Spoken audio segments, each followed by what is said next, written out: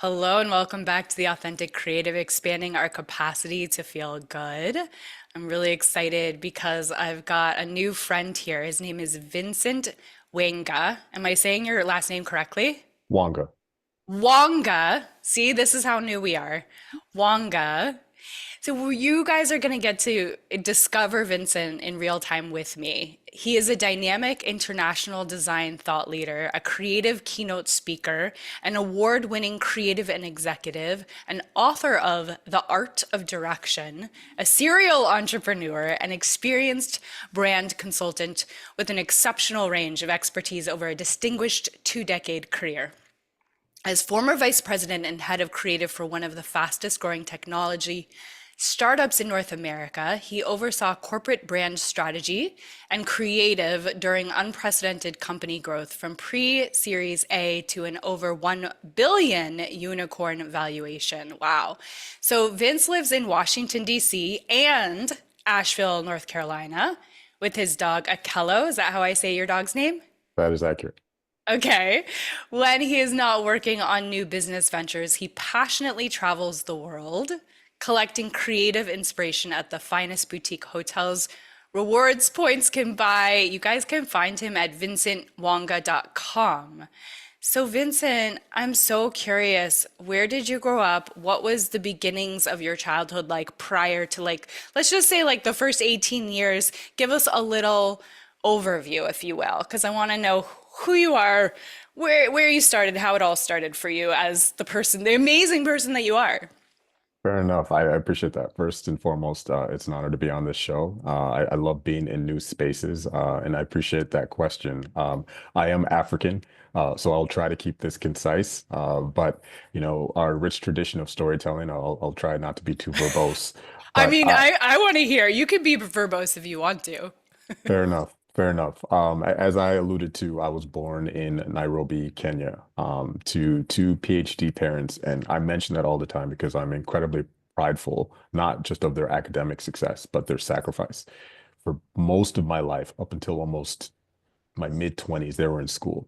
They had to go to school twice. They were highly educated, master's degree teachers and lecturers in Nairobi, and then they had to go to Canada and redo it, and then America and Yeah. do it. So they went to school three times. Wow. And that has such a profound impact on my humility, my determination, and my appreciation for everything that they've had to do because they're raising, the four of us while, going to school full time at the same time, with full-time jobs as well. So That's insane and incredible. And most people don't even finish real school. So the fact that they went three times, and I know that's a common thing for immigrants yeah, to need to do that and work twice as hard, three times as hard. That's incredible. Please keep going. that's absolutely. So, I was born in Nairobi, Kenya, and then through school, my parents first got an opportunity to get their master's degrees again in Edmonton, Alberta.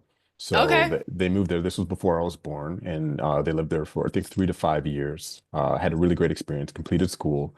Then they went back to Kenya, where I was born with my late twin brother. So born in Nairobi, Kenya, and then we lived there for about 3 years of my early childhood, and then they got an opportunity to get their PhDs at the University of Minnesota. So these Africans who are highly educated, living on the equator, are now in the coldest region of the United States, completely alien from, our friends and family and culture to go to school again. And that's where I grew up for most of my adolescence, from age 3 to about age 17. I grew up in this amazing place in Minnesota, which was incredibly welcoming, very cold, that is true, but a very beautiful place with beautiful human beings who helped us out and became our friends in our community. And it's a sneakily very diverse place. I'll just, not to get too distracted, but one of the unique things about the Twin Cities is the organizations there and the nonprofits welcome all kinds. So oftentimes in the Twin Cities, the minority groups there are the largest minority groups outside of their origin countries. Mm, So the most Mekong River Basin people, like Laotians and Vietnamese, etc., are based in Minneapolis. The most Somalis outside of interesting. Somalia are based in Why Minneapolis. do you think it's such a hub? Well, I think one, we have really good social services that Okay. help immigrants come in. And then, Okay. there's a saying in the immigrant community where you end up where your uncle and aunts are. You do what they do. So Hmm. wherever that hub starts, that attracts more. And Sure. there's the infrastructure and community support to help them thrive instead of being marginalized. And if you go to the Twin Cities, you'll see a lot of that diversity. And the reason I bring that up is although I grew up in a what would seem like a monolithic place, I had friends from Germany, from South Korea, from Uganda, from Laos, from everywhere in the world in this unique program I was in, and in the Twin Cities, and Wow. I got a really rich cultural experience I wasn't expecting when we got there. So Wow. yeah, my origin story is pretty interesting from multiple continents and growing up in kind of this multi ethnic student professor housing for most of my youth. Okay, so I'm just so curious. Your parents had such a drive, and you said, they really sacrificed. What was it in them that gave them this drive, that made them willing to make these sacrifices? What was it in them? What was this fire that was burning so bright in them? Where did that, do you think, come from? How did they sustain that? What was their why, if you will, their motivation to get you to where you are? Yeah, I mean, I would love for them to answer that question for me explicitly, but I would have to guess it was us, and Yeah. I want to make it really clear because sometimes people hear like, oh, you came from Africa and you came to the West and improved your lives. Like we were upper middle class in Kenya. We had, a really great life. They were university professors where we were we had a big home with chickens in a yard, and it was only until we came to America and had to start over that we really struggled. So I want to erase Interesting. that perception, first of all. Interesting. I think the second part is, it wasn't an economic motivation for them. I think it was no matter how you're doing somewhere else, there's something about mixing that hard work with the opportunities that are available in North America and in parts of Europe that really are combustible in a good way. And I Hmm. think they saw their ceiling in the country that we came from, that we love Okay. dearly. And they came over here less about them and more for us, to give us an opportunity to surpass them, and to lay a foundation for us where our success and drive that's been determined through them could create limitless potential. And I think individually, if you look at the success of my siblings, we did not waste that opportunity, and we're grateful for that sacrifice. Amazing. And you have a brother that passed, you said? A twin? I do. I do. Yeah, he was a U.S. Marine, warrant officer, third class. He Wow. was an incredible human being. Anyone listening, I can't describe to you what it's like to lose a sibling, let alone like a twin. Yeah. But I will tell you something amazing about this individual. He was a full-time Marine, warrant officer, served in both Iraq and Afghanistan. He Wow. was a uh, volunteer firefighter, Firefighter. volunteered Yeah. in his community, was a father, just an incredible Wow. human being who did the most difficult things as hobbies.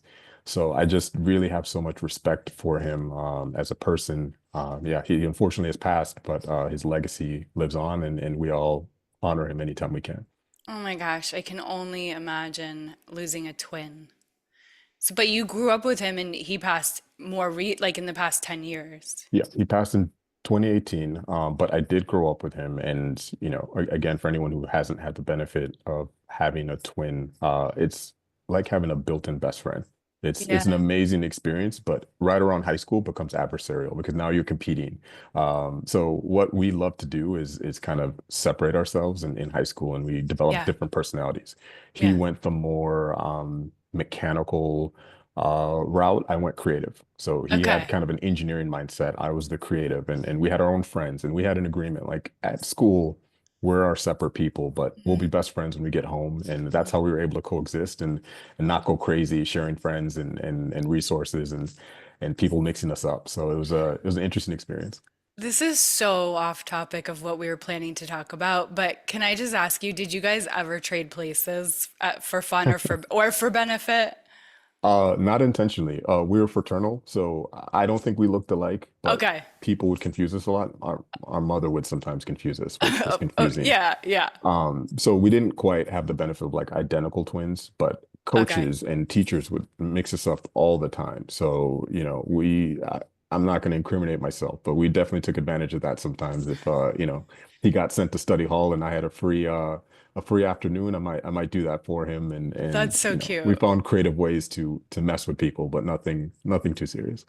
I've been friends over the years with twins, and it's very special. It's a very special relationship. So you said that you're a creative and Yes. your brother went the other route. And so, what essential skills do creative leaders need beyond design talent? And how can they cultivate a deeper sense of vision and purpose in their work? Yeah, that's a great question and a deep question.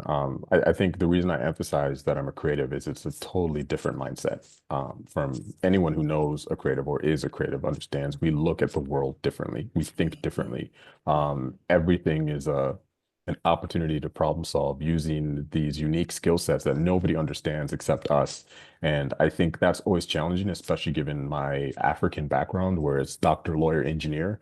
Mm, So telling your parents, hey, I want to be a fine artist and go to New York and sell paintings is not exactly match up with their sacrifice. So mhm, finding a way to kind of turn that into a career is what really led me from the fine arts, which I love, from sculpting and drawing and doing charcoals and all those things that really gave me fulfillment in my youth, into design. When I got in front of a computer in a special program in high school, and I figured out, oh, there's a commercial application to this mhm, where I can mix kind of this scientific analytical brain I inherited from my parents with this creative wanderlust that I have naturally, and combine it into something that's economically viable. And once I met design, I really thrived and took off. And I didn't start with design, to be honest. I experimented with architecture and Okay. so many other different disciplines. I wanted to get into film, and I actually went to film school for a little bit, trying to find my niche where I could apply this duality in my brain to maximum effect. And design is kind of where I settled, and I really thrived from that point forward. Uh, Amazing. to answer your question, though, Yeah. I think knowing that creatives are different, one, I think you have to really understand that our creative energy is a great problem solver. I've never met a creative in my life who's seen a restriction and thought that is inhibitive. I always love to Mm, say, like, take a fine artist and give them one color to paint with. Most people are like, well, it's going to inhibit what I do. I'm looking at the beautiful art behind you. And that's what they'll create. They'll find a way to turn that restriction into an opportunity to get around it using their creativity. And that, I cannot tell you how valuable that skill is. And it's not something you can teach. And I think creatives have that inherently. And as a creative leader or as a creative individual, you really have to not let that be an inhibitor and really unleash that mindset where we don't see restrictions as problems. They're just an opportunity to use our creativity to get around those problems. And that's a simple application, but it could apply to a business problem. It could apply to a mindset problem. It could apply to a personal problem. mhm. And I think those who really harness that mindset will be most successful in just really changing your perspective of what problems are into opportunities. And I think that's something unique that will help creatives thrive. Yeah. And so, is this kind of thinking what you're talking about, I imagine, in your book, right? Absolutely. So my book, The Art of Direction, it's the subtitle is Personal Perspectives on the Path to Creative Leadership. And the reason I'm emphasizing the subtitle is Love it's it. not your typical leadership book. Here's how to become this, and here's the 10 steps you need to take, and Hmm. in a more scientific or academic take. It's really deeply personal. Some of the themes we talked about at the beginning of the show, I talk about there, my upbringing, and it all ties to like how I got here. I say in the book, I was writing the book kind of semi-autobiographically, and I Hmm. realized halfway through, this isn't about me. It shouldn't be about me. It should be about how. And I really wanted to create a book where, regardless of your industry, I think this could apply to anybody who's looking to enter leadership or entrepreneurship. Here's the soft skills that are really important to help you get there. The things that aren't in the job description, the things Hmm. that they're not going to teach you in school, those inherent qualities that people gatekeep, to advance themselves. I'm not going to be one of those persons, and I'm going to write the book I wish existed when I started my career to really give you a shortcut. Things like empathy seems like such an ethereal trait, right? And especially in corporate America, it is essential in leadership. And Mm, we mentioned creatives, they're different. You got to understand how they're different. And engineers are different, and marketers are different. And you might be leading all three. So how do you manage them all the same way? You can't. You have to understand mm, each unique group, their needs, their nuances, and adapt accordingly. And that's why I call it the art of direction and not the science, because it has to be adaptable. And leadership should be driven by empathy and humanity. And yes. I am living testament that that can also produce results. It's not a sacrifice. And that's why I thought it was really important to write this book. And I hope it touches more than just creatives, but it really starts with my personal story and journey and how I got here. Hope other people get there in a much less scenic route than I had to take. Oh, yeah, you want to get them like straight to the good stuff. And that is very empathetic of you. And you're right. Like the only way things are truly successful or sustainable are if we're taking the data from listening to people and truly understanding them and truly giving people what they need and giving them solutions to their pain points. And it's just interesting that every step of the way, as someone who's a leader in whatever field they're a leader in, whether it's the healing arts or the creative arts or what Yeah. have you, it really is this balance I'm finding of leading, making executive decisions. You can't just sit and go, well, let's make sure every single person is happy on every single point. You do Yep. have to make some executive decisions, Mhm. but then also like you do need to take into consideration why people are doing what they're doing. What do they need? What do they want? Why are they going to invest themselves in your vision or whatever you're trying to create? And if you're just like you were kind of referencing, like if you're just writing a book that's just about yourself, well, that has a place and a time and what have you. But if you're really interested in leading others, like you're doing and like I'm trying to do, it's like we have to balance that vision that we have with what other people are needing. And it sounds like you have such a wealth of experience and knowledge and such a diverse foundation and such a appreciation and respect for the creative mind and the way that people are different in the way that they work. I'm curious, like, what are some of the effective ways that we all have different ways of like perceiving people and their differences. Like so there's like a lens of seeing people through religious practices. Like for example, I practice Buddhism, so I perceive through a Buddhist lens, that everyone has this enlightened nature. But then there's this other lens I recently learned about, which is called human design. And so, Yep. right, like this is about people's energy and the way that their energy is most efficient. The way that they actually operate is so, so, so different based on their energy. So, what are some of these like perceptive lenses that you've kind of acquired that help you to understand people the way you understand them?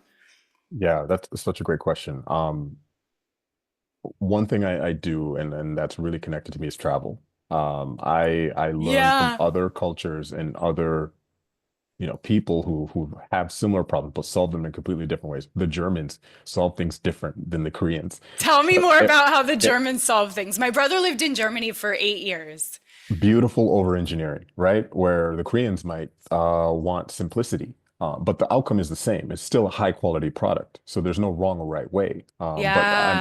I take bits and pieces from both. So I learned from the Germans the Bauhaus design treatment, which is beautiful attention to detail and precise engineering and practicality.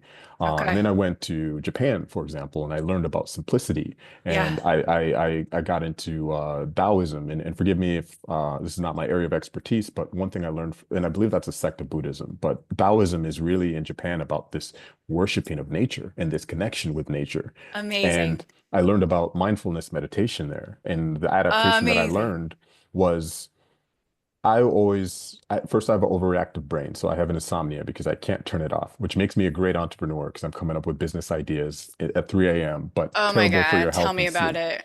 For sure. So trying to meditate traditionally where, you empty your mind, has been very difficult for me.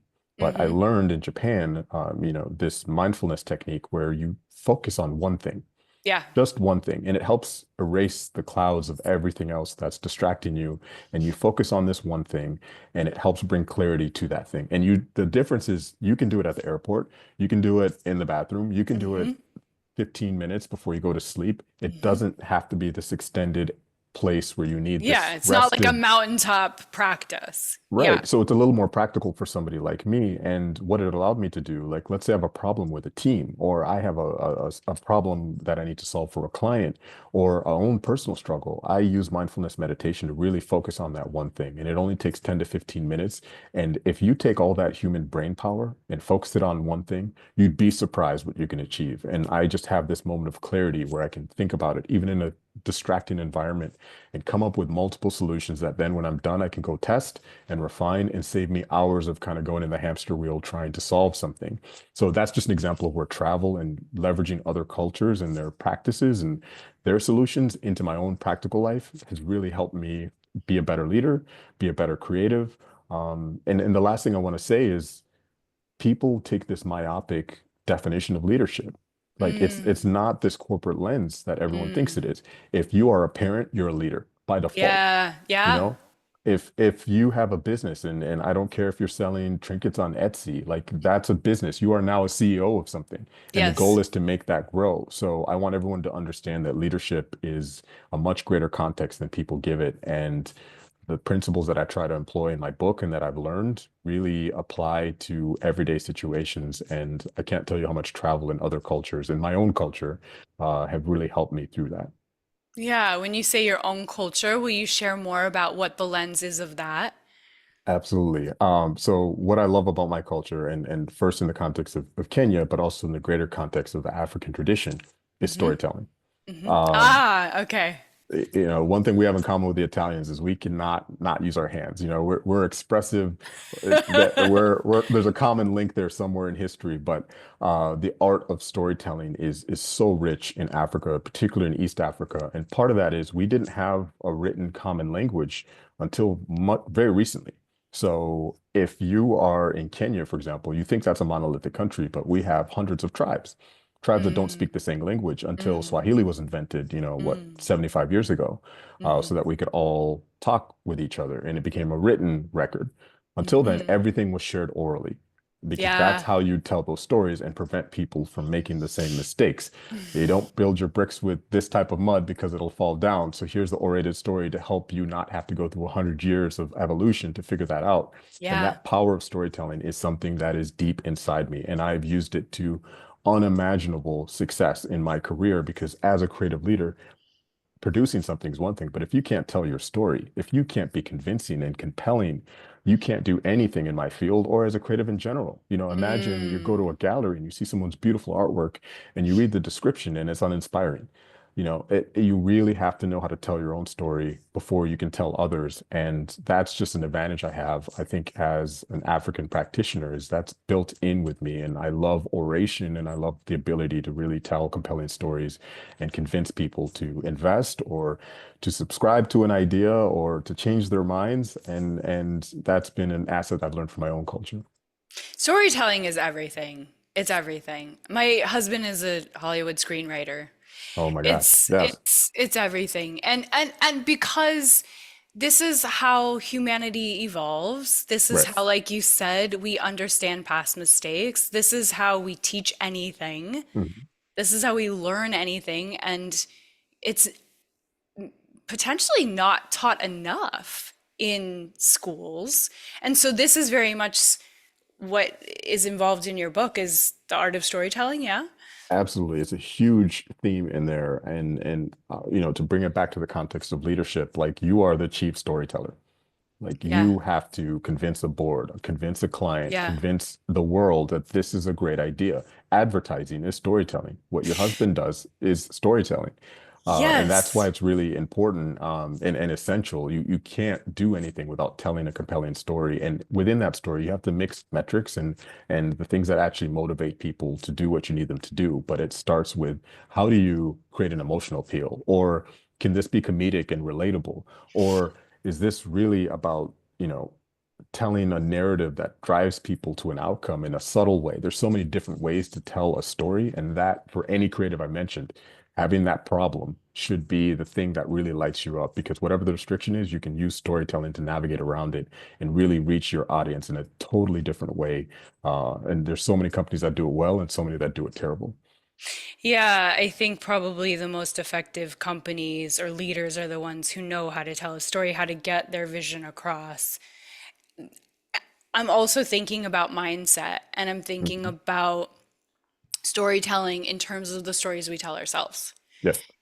And so it's so fascinating when you start to peel back the layers and look at what stories that we're living into because they were told to us, or what Hmm. story we made something mean within ourselves because XYZ happened, therefore I made it mean this. And there's my story, and now I live into that story, and how we're trying to, as people on the cutting edge of like growth, trying to unlearn Yeah, these self-made stories that don't serve us. So I'm absolutely. curious what your insight is on that. Yeah, that's such an astute insight there because I think part of that is, things have changed over time, and I think technology has really eroded the art of storytelling. We're really in this age of social media now, where, a person's attention span is condensed to 5 to 15 seconds. So how do you Yeah. tell a story in Yeah. 5 to 15 seconds? Yeah. So one, I mentioned creatives. You can see that as a problem. And yet, if you go on social media right now, you go on TikTok, if you go on anything, there's still people telling stories, even in that condensed time frame. It's Yeah. not a restriction for creatives. So it's again having the right mindset that this is an opportunity to maybe be more brief or more creative. And I've seen some amazing storytelling in 15 seconds that might maybe wouldn't have worked in a full-length feature film. Hmm. So I think the broader problem though here is that people's attention spans has reduced their bandwidth for I know. quality storytelling. And I Yes. think the second problem is people aren't good at telling their own stories. We're too busy Mm. trying to live our experiences and we don't really know how to tell our own stories. And if you think of like your grandma or your grandpa and when they'd sit you down and tell you their history and you're the only audience that would listen because the kids don't care, but the grandkids do. And that might be the only record there is to tell that story to the next generation. And if you don't record that, if you don't own it and add your own culture and experiences to it, it dies. Yeah. And that's why I started writing this book, and I mentioned it was semi-autobiographical. Everyone should do that. You don't need to publish it, but start writing Mm. your story, start sharing your story, and with your kids, with whoever will listen. People think I have to accomplish something before I can write that. Like, no, you don't. You are the story, you are the arbitrator of your own experiences. What you accomplish is determined by you. And that's how success is defined, not by this broader context. And people wait until it's too late and there's no Yeah. opportunity to share it. And that story is lost. And I start every Yes. conversation with my parents and like, tell me how you met, tell me how you started. And the Oh. funny thing is, when they start talking and telling me their stories, I learn more about myself. And I think that is the power and art of storytelling and the way it really should be, and a tradition everybody should exercise, and why I emphasize it so much. That's so good. Yeah, I interviewed my grandmother and I want to interview her again because the first time my dad was interrupting a lot because he was trying to like interpret for her. But Conflicting stories sometimes too. Yeah, and now you have these like Storyworth programs where that I've gotten tried to get, it's people have to, along with the lines of what you're saying, people have to know and believe that their story is worth telling. yeah, So I love that you're saying it doesn't matter like kind of like what you've accomplished or if you've gotten to this perfect place in your life. Like you deserve to be heard. Your story, I have a plaque on my wall. It says there is gold in every piece of your story. absolutely. I Yes. think not only is that important, I think taking this back to the artistic context, I firmly believe this, and I've been around enough artists in my life to hopefully make this true. But art is a selfish endeavor. It's therapy. It's meant for you to express yourself in whatever way. We don't care what you think about our art. Our art is for us. This is what we're feeling at the moment, and we express it in whatever our medium is. It could be everything from yoga to sculpture. And if you like it, great. If you don't, even better. It's not for you. It's for us to express our story. And I think people are waiting for permission to tell their Mm, story or express their artwork or their craft when they don't need that. Like express mm-hmm, it. If people love it, great. If they don't understand it, that's okay. It's a selfish mm. pursuit. And I mean that in the most endearing way. And it should be a form of therapy and a form of self-care. And if the world embraces it, great. But if they don't, maybe that's the world's problem and not yours. And I just want people to stop waiting for permission. Yeah, there's Elizabeth Gilbert has a book, Big Magic. Have you read Mm. it yet? I have not, but I'm going to. She says that like artists should not try and rely on their art to make money necessarily because it puts too much pressure on inspiration. And so that's an interesting topic as well. Just bubbling up for me because I'm like, oh my gosh, we're making it for ourselves. It's selfish, but what if you're relying on commerce? What if you're relying on marketing? Like you have to Yeah, have, like you have to get paid for your art, then it can be challenging to not let that creep in. You do kind of have to respond to what the market, what people need and what they want, right? That's an interesting dance of art and commerce. absolutely. And that's a good point because it is a dance. And yes, you sometimes have to have a profit intent, but I think that profit intent can also corrupt the art. Yeah, for If you sure. focus on doing quality things that are self-expression and unique, you might find your way to that profit intent by default versus those Yes, who purely approach an art form with the intent of making money. Not only will it be much less likely to be successful, I think the audience can tell the difference and will find it unauthentic, and you might fail in that capacity. So it is a balance, but true. if you had to choose a pendulum, go with your heart and your self-expression and let the world embrace it or not. It does not determine the value of that art. And I think that's something people should emphasize. And if that book talks about it, I definitely got to pick a copy.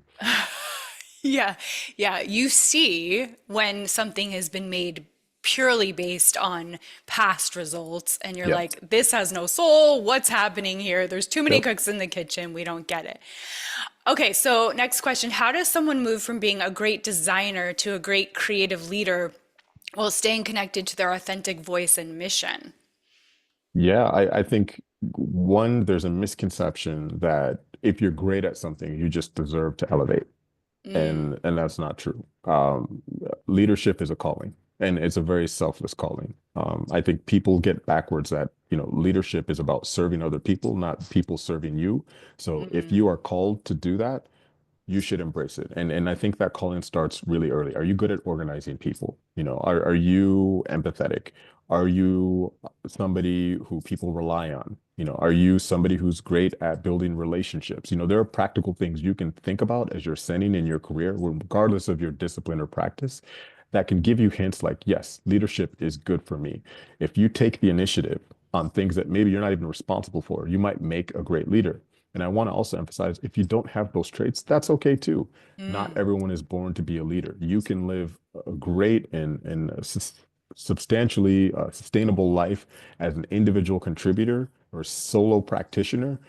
And there's nothing wrong with that. Leadership is a track, it is not the only way to elevate. And that's something counterintuitive that I really emphasize in this book. If it's not for you, that's okay. There's this alternate path that also leads to success. Here's the alternative if it is your calling, but it really starts with recognizing those traits. I think the second thing is you will get almost nothing you don't ask for or proactively pursue. Don't right. assume, leadership in your company, your organization, or something is just going to pluck you and anoint you and make you a leader. Sometimes that happens, but oftentimes when it does, it is out of desperation and it's to take advantage of you. They're giving you more responsibilities without more pay. So Hmm. what I mean by that is you should be proactive in your approach to leadership and let your existing leadership know, hey, this is the path I want to take. I'm passionate about it. Can I shadow you and figure out what you do on a daily basis? Hey, what's the most frustrating thing of your day? Maybe I can help Hmm. take that off your plate. Another thing you can do is, you know, anybody who's listening to this and is a leader, whether you're a parent or you're, own an art studio or you're in the creative field, if you're in a leadership position, you get problems every single day. Yeah. And your job is to solve the hardest problems. But if you're not a leader, try going to your leadership with solutions as well. Here's the problem, but Mm, here's three ideas I have that could help solve it. Whether yeah. you're right or not, you're bringing proactive ideas to help solve the problem. I talked about how creatives are good at that. And that to them identifies, wow, this person is ideal for this because they're thinking proactively in the next step and how they could solve problems instead of just presenting them to me. I have no shortage of problems, but when you bring Mm, solutions, you really stand out. So be mm. proactive, prepare, ask questions, be try to get in meetings you're not supposed to be in, and really talk with your existing leadership about the path that you want to take so that when the opportunity comes, they have you in mind and your preparation meets that moment. It'll be much more likely to happen than thinking it's going to happen by osmosis. It won't. I love that you're talking about being proactive in terms of bringing solutions because so many people don't even think about that. And it Yep. is a definitely a determining factor. If the person in leadership sees that and they're relieved by that, then that's going to make a big difference. So, mentorship can be a powerful force in creative growth. What role has mentorship played in your journey? And how can creatives find or become truly impactful mentors? Yeah, I think of anything that is the most important thing is having good mentorship. I mentioned, how my parents and their struggle Yeah. and their achievements and their success really helped inspire me. I didn't have an option to like do nothing. Like they sacrificed their entire lives to become multi-hyphenated and PhDs. Like I have to do something with this sacrifice. That's a form of mentorship, is just being inspired. But also mentorship is also proactive. Don't expect, you're going to meet a guru in anything and they're just going to take time out of their day to take you from 0 to 100 and to their level of success. You really have to approach people with a proactive spirit and say, hey, I really appreciate what you're doing and I'd like to learn from you. Mm. Are you available next week? If they say no, that's okay. Let me get your contact details. And then be persistent. You cannot be annoying enough. And I know people might think this Interesting. is Yeah. counterintuitive, but as somebody who gets approached a lot, like I look for people who are proactive. I look for the person who's like, hey, I've sent you 3 emails. Are you still available? I'm still waiting. Nobody's ignoring you. We're busy people. It's not intentional, but I will remember that you were persistent and I will find a way to carve out time to sit with you and I try to love share that. details. And when you have that opportunity, don't waste it. Ask lots of questions. Make it easy for them and continue to follow up after that. And eventually you'll get a cadence where individual will understand, okay, you're really passionate about this. Let me show you how it works. And we'll stop gatekeeping and really download on you. We don't want to waste that information on people who aren't going to appreciate it or actually do something with it because we get approached all the time. And I think if you are in a position to be a mentor, try to make that time and carve it out for people who are really looking for that. I talked about the tradition of storytelling. It's not just to tell your tale, it's to share information so people don't have the same mistakes. That's how we evolve as a species and as humans. So don't gatekeep your information, share it. It doesn't have to have the profit intensive. I didn't make this book to make money. I wanted to share my experiences, the errors that I made so that you don't have to.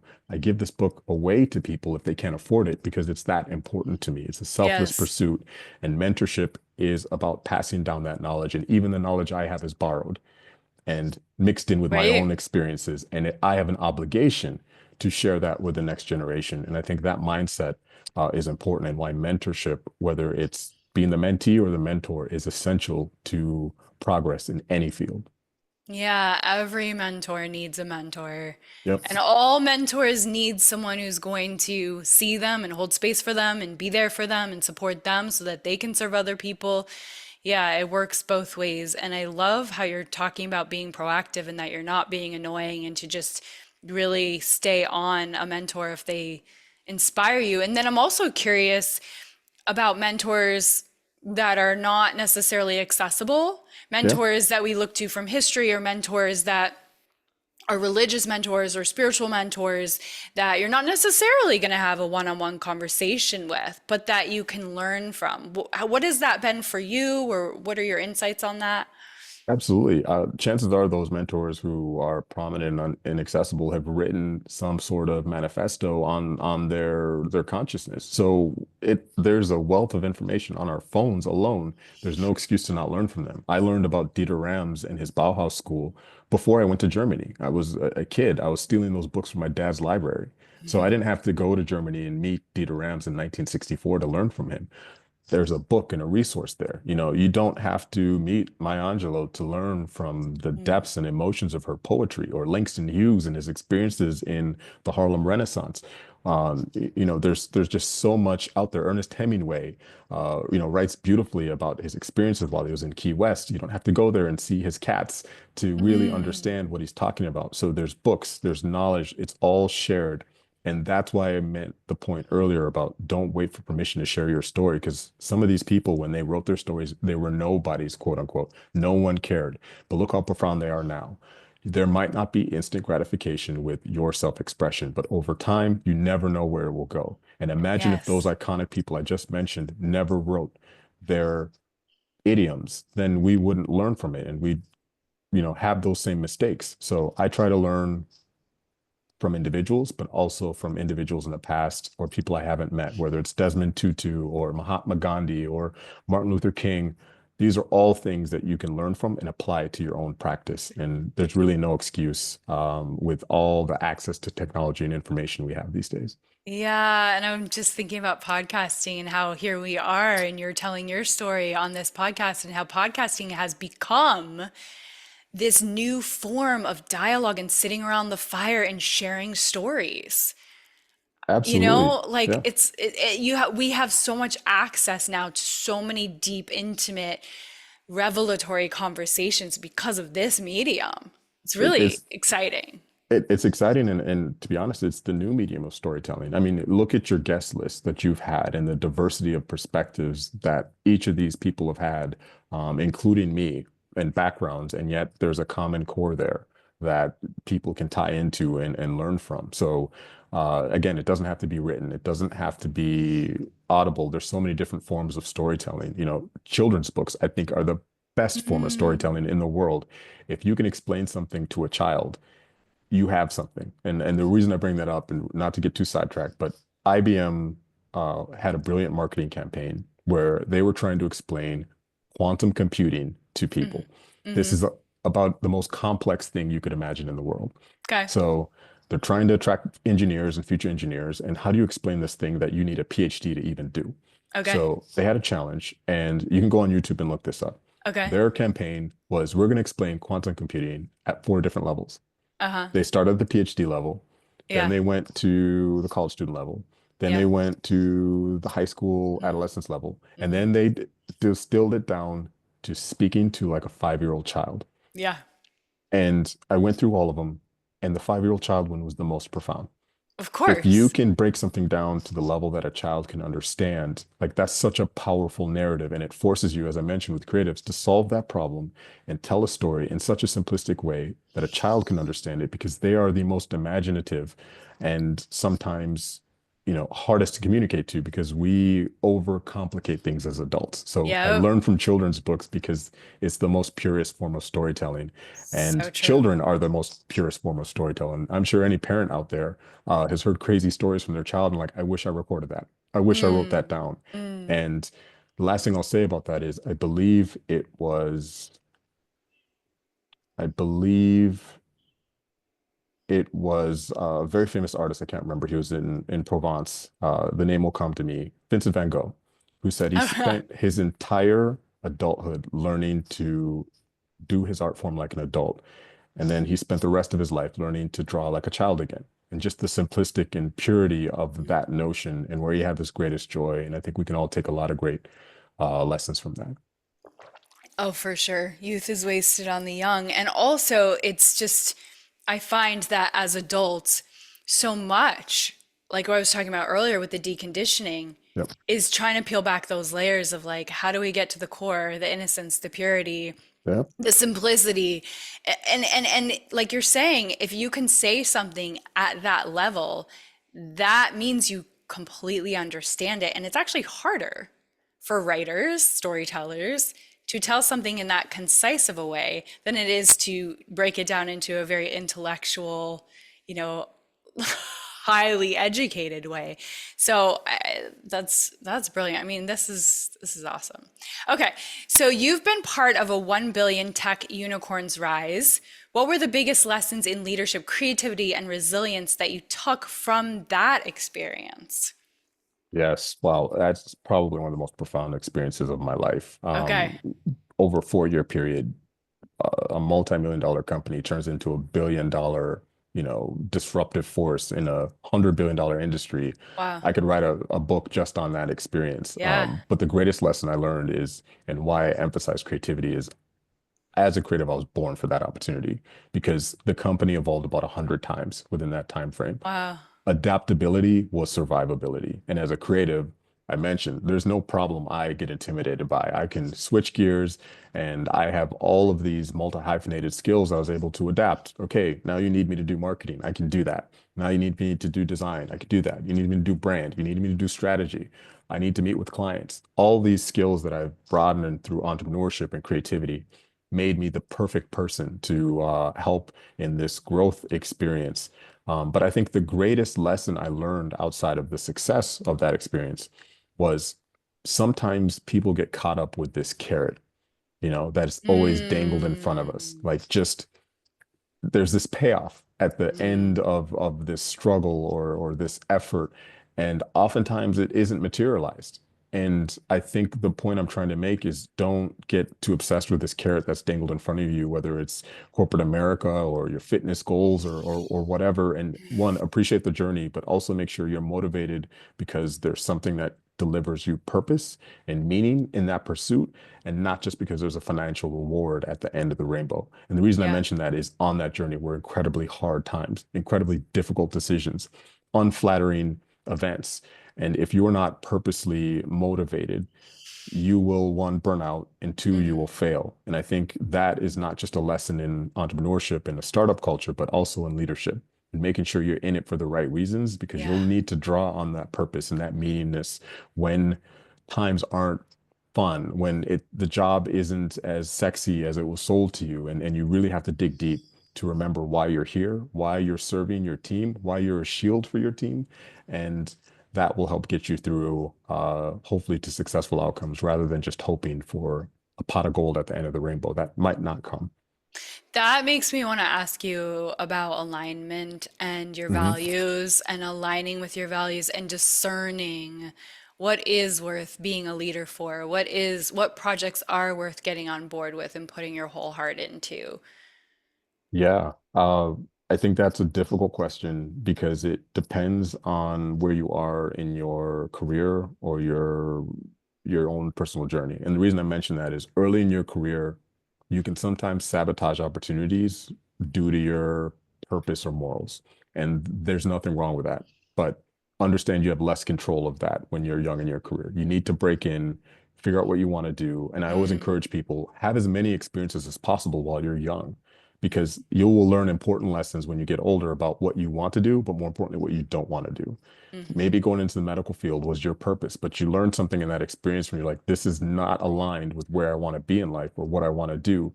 And you can avoid, making that terrible decision later in life that locks you into unhappiness or being unfulfilled. So I always encourage people when you're young, yes, be principled, but open yourself up to experiences, good and bad. It's a learning experience. But as you get older, hold on to those principles for dear life.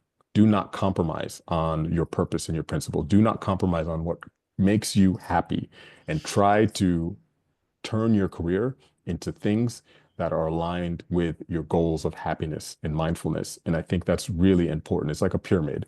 Be broad when you're young, focus it as you get older, and have a goal in mind from the beginning. Is it to be self-employed? Is it to be an entrepreneur? Is it to have your own practice? Make sure you have that goal. And the reason I mention that, even before it's realized, is the hardest part of life is making decisions. But if you know what the end goal is and you can adapt that goal as you grow, it makes decisions so much easier. You know whether you should take that opportunity in Europe, or this partner is aligned with that goal for you, or if kids are going to interrupt that goal, have that goal and start with it and use it as your North Star. But start with broad experiences that really help hone that experience so that you don't have this ideal in the future. I mentioned that carrot that really isn't aligned with your happiness and purpose in the first place. So we really have to look at it based on what era of life you're in. And that's what's helped me accomplish just about every dream I put my mind to, because I know what to do to get there, but more importantly, what to avoid to not get distracted from it.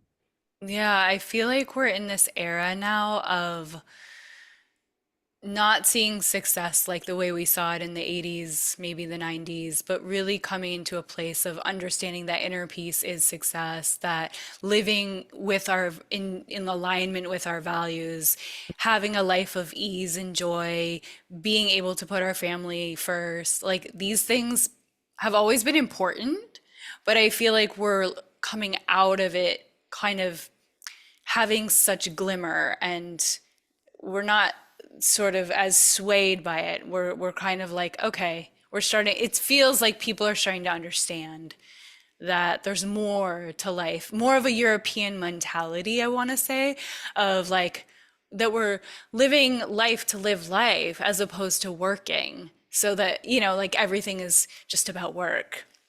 Yeah, I agree. I also think that, the European mindset is also kind of about purpose and joy. Like, take, for example, if you're a Mm. carpenter, you might work crazy hours, but you're so passionate about this. It's both a job and your art form, where it gives you purpose where you don't feel burnt out. So it's not just about work less, but make sure you're working with meaning and purpose and figure out Mm. what that thing is and do it. If doing yoga 24/7 gives you purpose and happiness and you have clients for that, that's okay. And I think people try to equate work-life balance with working less, and that might be true for you, but it should also be about what makes you happy and gives you purpose. And as long as you're doing that, the burnout doesn't So happen. true. And that is what's really important. And people need to think about that fundamentally from a mindset perspective rather than just like, I hate my job, I want to do it less. No, find a job that gives you purpose and happiness and invest in it. And maybe that's your own business. And instead of working for somebody else, and find that path and work to the point where it continues to fulfill you. And when it doesn't, stop doing it and enjoy your family and find other things to bring you value than just your jobs. Because trust me, they don't look at you the same way. So invest in the things that bring you value, your family, your peace of mind, travel, I mentioned for me, that keeps you grounded. And don't try to make a job your everything because again, they look at you as a commodity, but we invest in them like they're our everything and what gives us value in life. And it's kind of a backwards mentality, I think, to your point, but with everyone invested in wellness and happiness, that we're starting to reverse. Yeah, okay. I know we'll wrap up soon, but it's interesting because you really made a definition between creatives and sort of left brain people who tend towards that. And I think it's interesting because what you're saying is like there's such a difference to me between an entrepreneur and someone who works for somebody else, and not everyone is cut out to be an entrepreneur. It sounds like your book and your wisdom and your leadership and mentorship are for both, for Mhm. entrepreneurs and for people who work within companies or for organizations or for other people. And there's this theory that like only 9% of people are cut out for entrepreneurship. As an entrepreneur personally, and the other entrepreneurs I know, because we're so invested in what our purpose and our passion and our mission is within that entrepreneurship of self-leadership, like we're like you said, our brains are never shutting off. We're always at work. But because we love it and because we believe in it, it Right. doesn't necessarily feel like work. Like I will take my downtime if I have any free time, and oftentimes I will just be spending it on my work. Technically, what's my work, but it's not, it's just, it's what I want to do. So it's interesting just those differences between work and play, and work being your play and play being your work, and entrepreneurship versus working for somebody else. And do you have any other insights that kind of address those things? Yeah, and I try to be careful not to say like one path is better than the other, whether you're climbing the Sure. corporate ladder or you're an entrepreneur or you're doing something else, like there's no wrong path. But all I'm saying is that you should make sure whatever you're doing brings you purpose and happiness. So I don't try to define paths for people, but as an entrepreneur, I think the magic of it is what I'm working on in my pyramid is to align my values and my happiness and my lifestyle with my work. Yeah. And I think uniquely in entrepreneurship, you can do that. You can figure that out. Maybe you love Costa Rica and you're an eco-tourist and you care about the environment and you open a wellness retreat in Costa Rica where you get to host Are clients you and teach them. psychic? Come on. I'm just saying, like, imagine you could align your business with your Yeah. values, and that's the power of entrepreneurship is you have more control over doing those things. And you, whether it's practical or not, you should set that as a goal. Again, so it makes life decisions to getting towards that goal so much easier. And you get to share your values with clients and customers. You have a business and you're living the life and lifestyle that brings you happiness and purpose. And that's just one example of many, whether you're a doctor and you can open a private practice so that you can help lower costs for your patients and have more Mm, intimate care that you can't get in a big hospital, whatever it is, mm. that is the power of kind of manifesting that through aligning your values and goals with your business and something that I really emphasize and I'm on that path and journey for. Yeah.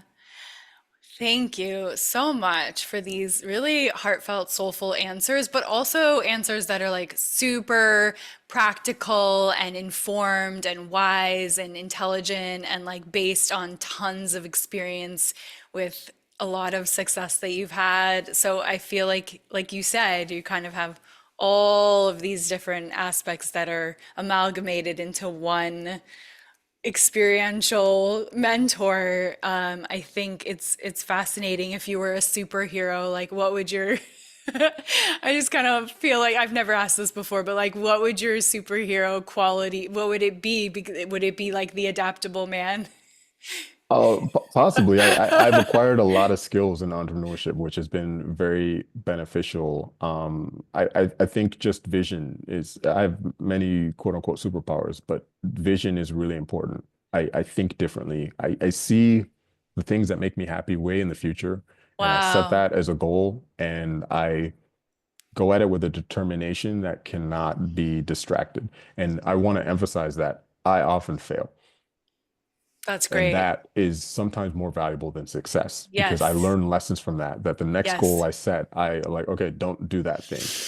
yes. And it makes that path to success a little bit shorter. And I embrace my failures as a learning opportunity. And that actually helps me be more successful. But having the vision in the first place, we get caught up in our traditional lives and we think nothing can change. And we don't understand how much power we have to manifest our ideal outcome.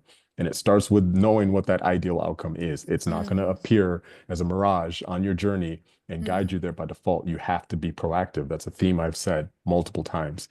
Don't be afraid of failure and use that as learning opportunity to get to that ideal outcome. But having that vision and not being scared and having the audacity to dream and the execution to achieve those dreams is a profound power that is not super. We all have it. We just need to activate it. That's great. We all have it. We just need to activate it. That's amazing. Well, obviously, there's a million more things we could talk about, but I think this is really good, Vincent. And I think people are going to get a lot out of this conversation and they might have questions for you. So, if they have questions for you, where would you like them to find you? On your website, is there like a contact section? Absolutely. Yeah. You can reach me on my website, vincentwanga.com. Yeah. There's some talks that I've given on the website. My book is available, The Art of Direction, Personal Perspectives on the Path to Creative Leadership on my book, on my website. It's also available on Amazon, Barnes and Noble, all the traditional places you buy books. Nice. Available for order at your local bookstores worldwide. You can contact me through my website. I'm also on LinkedIn. Feel free to connect with me. If I don't respond, be persistent. But I'm not on any other social media. That's part of my like peace of mind and ability to kind of disconnect from my world. So those are primary ways to get a hold of me. I speak around the world. If I'm in your town, come and say hello. I'm friendly. I love to share stories, and I'd love to meet you. And if people want you to come speak at their event, is that something you can do for them? Absolutely. Just go to my website and there's a form for that. Again, this is a selfless pursuit to share knowledge, and it's not only my own knowledge, borrowed knowledge, and I have an obligation to pass it down and to share it with people. And that is my passion and something that brings me joy and purpose. So I love to give lectures in that context. Awesome. Well, thank you so much. This was so fun getting to know you Yeah. and getting to hear your wisdom. And I look forward to listening back to this and soaking it in more. And guys who are listening, gals who are listening, thank you so much for tuning in, and we appreciate you. Please keep expanding your capacity to feel good, one breath at a time. Loving you guys, and we'll see you next time. Yeah. Thank you, Siri. Thank you.